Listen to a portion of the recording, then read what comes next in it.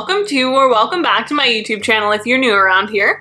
My name is Hannah Hawthorne and I am Simply Witched. This is a video that I have tried to film for 5 months, and every time I sat down to film it, I couldn't do it.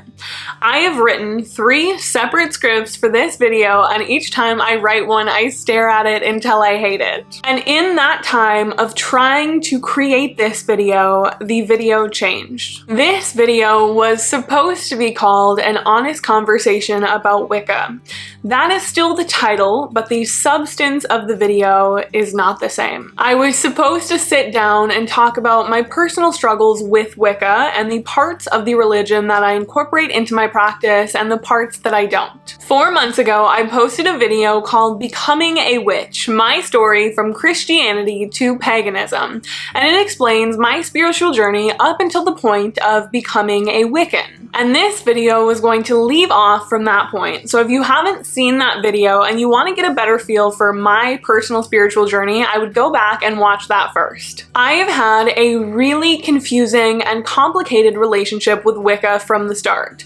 When I first started practicing witchcraft, I tried to stay as far away from Wicca as possible because I had just left Christianity and I wanted no part of another religion. But over time, I built a very Wicca-centric practice because Wicca is so prevalent in our modern witchcraft space. When I examined my practice, I couldn't deny the influence Wicca had had on it. And that was about 3 years ago in 2019, and at the time I wanted to dive farther into Wicca. The year previously, in 2018, Thorn Mooney released a book called Traditional Wicca, and if you haven't read it, I highly recommend. Especially if you want to learn what Wicca is. Part of the reason that Wicca is so complicated is because it is a decentralized religion. This means there is not one single governing body over Wicca and one holy sacred text. Like the Catholic Church has the Pope and the Bible. Wicca doesn't have that, and throughout time it has evolved quite a lot. It's left us in a kind of messy place that we can't even really agree on what Wicca is. And I think this is why it's been so confusing for me and why I've had such a hard time navigating my practice. Regardless, at the time, that book set a fire within me to further my connection with Wicca. I was really interested in finding a coven and potentially getting initiated, but then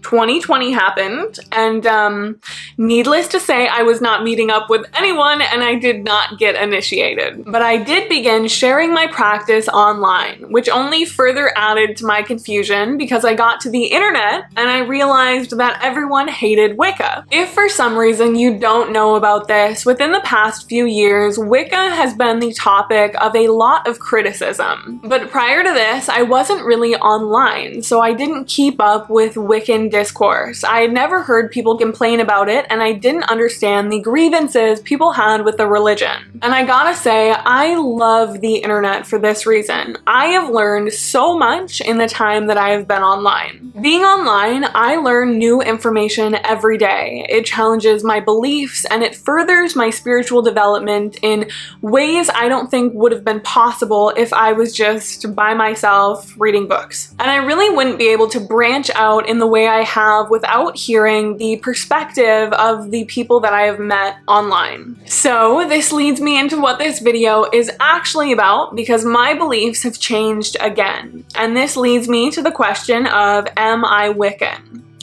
No. Raise your hand if you are getting whiplash. That is all I have for you today. Thank you for watching. Kidding, I am still having an existential crisis. This is a realization that I have come to quite recently. Literally last night when I sat down to write the script for the 4th time, and I realized it wasn't working because this is no longer my truth. But don't think that this was a rash decision. This is something that I have been working through in my head for the last 2.5 years. And during that time, I have been a menace. The mention of the word Wicca sent me into a downward spiral. You have no idea how many people innocently reached out to me with the question of, "Hey Hannah, are you Wiccan anymore?" And I responded with 16 voice messages. And then they're like, are you okay? I'm sorry I asked. A simple yes or no would have been fine, but deconstruction isn't that easy. It's confusing and it takes time. And that's why I still wanted to share this video, even if it wasn't the video I had in mind. And I hope this video is helpful if you are going through something similar. So I'm in the process of deconstructing my faith again. The first time being when I left the church, and the second time being now. So I'm going pro soon. Deconstruction is the act of questioning your faith, examining your previously held beliefs, and finding out for yourself what is true. You can deconstruct from any religion or any spiritual belief system. I'm also in the process of decolonizing my witchcraft. Now, this is a term I had not heard before being online, and it has been really helpful for me. Colonization has impacted the entire world, and in turn, all religions and spiritual belief systems. When you decolonize your practice, you are making sure that you have a complete understanding of the cultural and religious significance of everything that you are using within your practice. Through research and decolonizing our practices, we can find out what is most ethical and responsible for us to use. I am by no means an authority to speak on this subject, but I just wanted to share what I am doing. Two books that I have read that have been helpful in my journey of decolonizing my practice are The Altar Within by Juliet Diaz and Bringing Race to the Table, which is written by a lot of different people. It is a collection of essays which explore racism within the pagan witchy space and open up the door to make our community safer for everyone. I've really enjoyed both of them, and we did do both books as part of my Discord book club, which if you don't know, I have a book club on my Discord and you can join that using the link in my bio. And I'm always looking for more books like these two to read together, so if anyone has any suggestions, please leave them down below. There are parts of Wicca that I use in my practice that I am working on deconstructing and decolonizing. I started doing these things in my practice, deconstructing and decolonizing my practice, about 5 months ago when I began writing the original script for this video. And what I realized is my practice now is far less Wiccan than I thought it was. Wicca is very ceremonial. Ceremonial is high magic, but anything like folk magic revolving around the hearth and the home, that is lower magic, and that is where I hang out. Another reason that I have found a lot of comfortability in Wicca throughout the years is I practice primarily indoors, and that is because I don't like where I live. I live in Miami, and I have for most of my practice, but this place has always felt temporary, like I'm a visitor here because I am. I'm only here because my partner Colton is in school here, and once he graduates, we're going to leave. This is actually my last year in Miami. He only has 1 year of school left, and then we are moving to Washington State. And this has had a huge impact on my craft, and it has brought a lot of my practice, the majority of it, inside. If you follow me, you know this. I'm constantly posting about kitchen magic or some sort of magical cleansing or crafty DIY sort of magical tool. And Wicca has fit very comfortably within that because Wicca is not really based on your demographic location. A Wiccan practice in Miami is going to look very similar to a Wiccan practice in England. Wicca provided a framework and a means to add depth to my practice without being dependent on the land around me. But I feel this changing quite a lot, and we're going to talk about this more at the end and the direction that I want to go in the future. But I just wanted to bring up why Wicca fit for so long, and that was one of the main reasons, which is sad because I love being outside. I love nature, and being in Miami is really hard for me. I am so excited to be able to leave, and I'm sure when I do, my practice is going to do another 180 because Washington State is entirely different than Florida. Another problem that I am having with my practice, and something that I am having an especially hard time removing and navigating, is the Wheel of the Year. The Wheel of the Year that we know today was invented by Gerald Gardner. It was invented by Wicca, and it is a mess. Talking about the Wheel of the Year is going to be its own separate video because I could go on about this forever and ever and ever. But it is such a hodgepodge of different cultures and traditions, and it doesn't make a lot of sense for me to celebrate it in that sense. I have such a love-hate relationship with the Wheel of the Year because it provided me a framework and a guidance for paganism for so long, but I don't know if it serves me anymore. So I'm really in the process of creating my own because I will always celebrate the Wheel of the Year in some capacity. And when I say the Wheel of the Year, going forward, I'm probably not going to be talking about the Wiccan Wheel of the Year created by Gerald Gardner. I'm going to make my own Wheel of the Year. And it is just a way that I can stay in tune with the natural cycles and seasons of the earth. That is what my practice revolves around, so I will never stop celebrating that. But my Wheel of the Year is going to be my wheel. And it's probably, again, going to change when I move to Washington because Florida has literally no seasons. It is just hot. Hurricanes and alligators. That is Florida.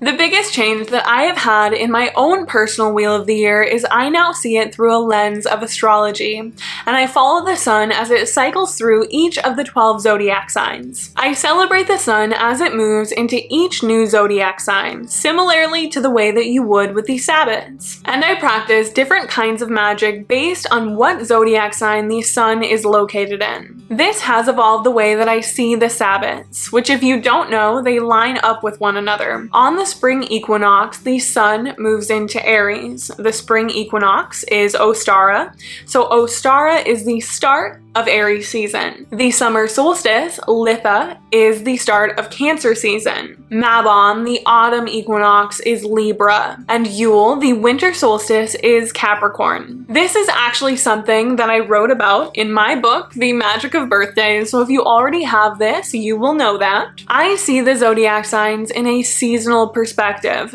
The energy of each sign is reflected in the time of year that it takes place. I'm going to read you Aries, so you will get a feel for what I'm talking about. There is a newfound lightness in the air that awakens the earth after its long winter rest. Aries is the leading sign of the zodiac and the turbulent initiation into springtime. It is the most abrupt and catalyzing of the signs. It doesn't have the patience to wait for the perfect ice-free day.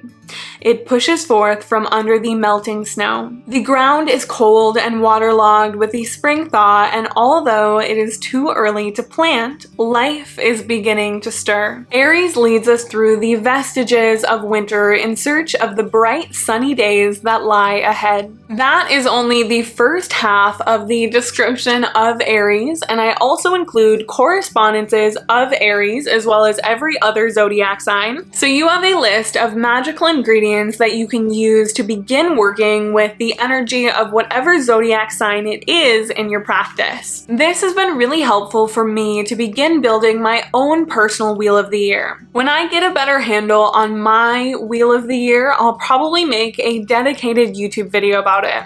But if you're interested in the more astrological side of things, I definitely recommend picking up my book. The last few other Wiccan remnants I am working through in my practice revolve around mythology and deities. Within Wicca, there is the goddess and the god. They are a divine polarity. Now, I am a pantheist, so I don't see deities as conscious beings, but rather personifications of nature. And so the god and the goddess have always felt like energies to me. And this is a sentiment that I have heard expressed from other Wiccans as well. Sometimes people will work with specific deities as the god and the goddess depending on what kind of Wicca they are practicing. Some traditional covens have very specific deities that you don't find out about until you are initiated, and then some more neo-Wiccans will plug in whichever deities make sense to them. I've been very transparent with the fact that I have always struggled with my belief in deities, but I've always found some comfort within Wicca. I also really love Wiccan mythology. The story of the god and the goddess throughout the Wheel of the Year, the holly, the oak king, all of that has helped me get a lot closer to the divine. So I again am going to deconstruct these things and see if and how they can fit into my practice in a way that makes sense. These are a few of my beliefs and aspects of my practice that I am introspecting about and deciding where to go from here. I feel such a major shift happening in my practice, and I wanted to document that. I hope you have enjoyed my stream of consciousness, and I hope this assures you that it is okay to change your spiritual beliefs.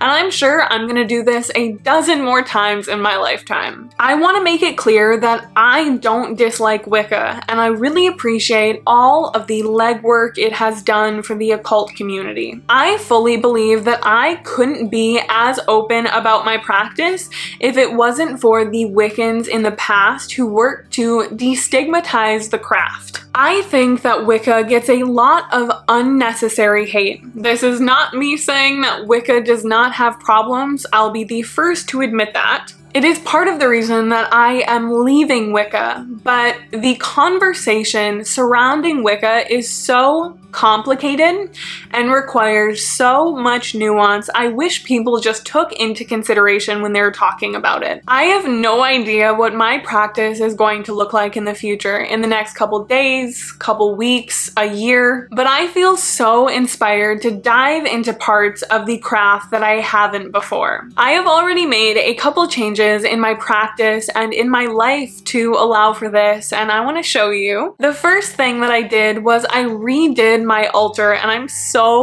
so happy with how this is looking. On the back here you will see some coffee stained pages, and these are pages of a book I found at my local thrift store called Gardening in South Florida. It had hundreds of local plants and even had a list of gardens that I could visit and what the growing season is here. Miami is unlike many places in the US. It is tropical, and I'm really starting to embrace that. I've been spending a lot of time outside recently, which is unlike me because I really haven't given Miami the chance because I don't love it here. It's a huge city, it's really hot. I could go on and on of why it's not a good fit for me, but it doesn't really matter. But I only have a year left and I want to make the most of it. I want to connect while I can, and I will of course be taking you on that journey as well. The next thing that I want to do is embrace my ancestry and my heritage. Right now, I see a lot of conversation online of people who are tracing back their roots and finding a way to connect to the culture that their ancestors are from. For me, this is a little complicated, although I do have my ancestry. I just did like 23andMe, and maybe I could do a video sharing that as the first step of my ancestor work. Now, I have done ancestor work, but not very far back at all. I primarily honor people who I knew in this life and have passed on. Besides 23andMe, I don't have a lot of documentation of where my family came from. I've been trying to talk to some of the older people within my family, like grandparents who are still alive, and see if they can provide me with any sort of guidance there.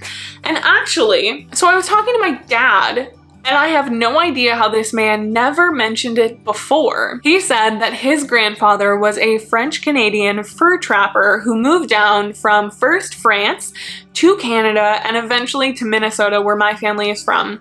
And his grandfather didn't speak any English. He only spoke French. And I was like, how could you not tell me this? Not once in my life has my father mentioned to me that his grandfather was French. And according to my ancestry results, so am I. So that is something that I'm looking forward to exploring. That is all I have for you today. I hope that you have enjoyed this video. If you have, please like, subscribe, and turn on the bell notification. To keep up with me between uploads, there is a link to all of my other platforms down below in the description.